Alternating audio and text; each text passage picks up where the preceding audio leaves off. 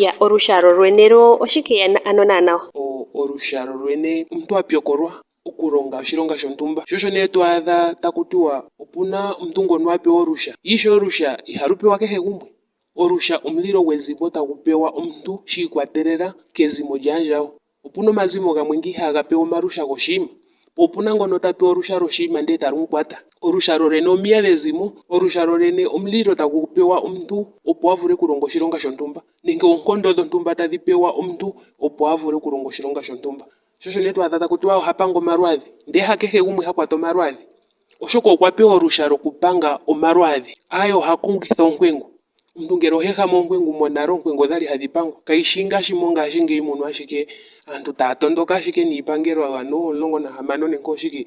Opuna oonkwengo dhi dhali hadhi thingilwa aantu ndele tadhi pangwa kwaamboka ya pewa olusha lwokukungitha onkwengo. Sho osho taku tiwa okuna olusha naangu ngaa ta yogo epaha ito zala hono ndele oto ka yoga epaha kaya. Okuna okupyokolwa ngaashi naana ngoye wa pyokoka mokuningila aantu omapekapeko. Shaashi sho weya mpano to tu ningile omapekapeko kutushi. Ndele ngeno ando omuntu kwali keena oondunge iteya po nokutupula. Ndele opo wuye putse mpano olundji ngele to ende pokandingo shompano oho tu popitha hasho. Osho naana tatekulu. Ya sho nee ho tu popitha ngawo to mono ompito ndjono wu vule okuhedha puupepi natse ngoye wu vule okugongela uuyelele mbono to tu pula kombinga yoshinima shi wa hala. Shaashi owushishi kutya aakuluntu oyena owino yi vule yeni naagundjuka. Owuli mondjila naana tatekulu. Ngono ta pewa olusha naye ohelu pewa shi ikwatelela kezimo lyaandjawo. Oha kwata nande omayoka. Sho osho wu uvu monale puna aantu ngele okwali ka keyoka omuntu ita vulu okuya ota vulu ike nokoshipangelo itayiko ndele ota pangwa ashike komuntu ngono a pewa olusha lwokupanga omayoka. Nomikithi nga odhindji dha yoolokathana eenjundudhi,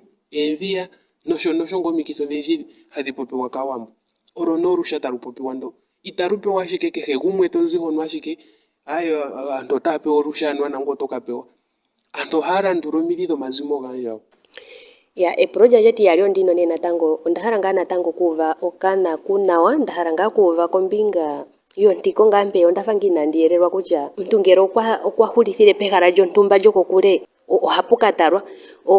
Aakwanezimo shike sha simana yayeko mongaashingeyi nee sho mbela aantu taya hulithile nande omuntu ito popi naye iiponga yomeendjila ndele eembizi otashi vulika owala ombizi hayi kombelwa ashike nande omopate ngawo. Kombinga yaashono mutu otamu ti kongiini? Iiningwanima nee ngaashi yimwe mbyono oyo naana thimbo limwe uuyuni weya nee nomahumo komeho geni ngano aantu kayelile mo miinima yomithigululwakalo mono. Aantu shi taya lombwelwa kutya oshinima thimbo limwe otashi vulika neso shi tali taandele nande iiponga shi tayi ningi oyindji. Omolwaashono aakwanezimo ihaya pewa we mpito dhono omuntu tayipo taayi mpono pwa ningilwa oshiponga yo taya kutha po oombizi dhoonakusa yawo.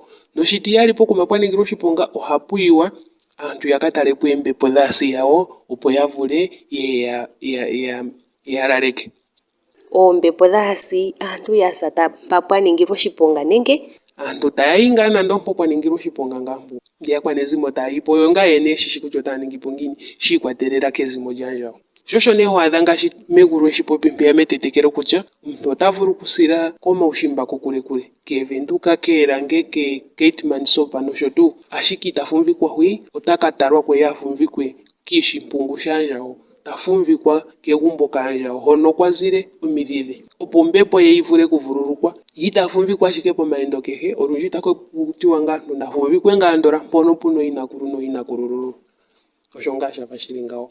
Yalo tangitangu unene tatekulu pamwe nandi pulithe epulo lyahugunina kutya opongombe ngaa ndji nee yoonkombambizi ndji.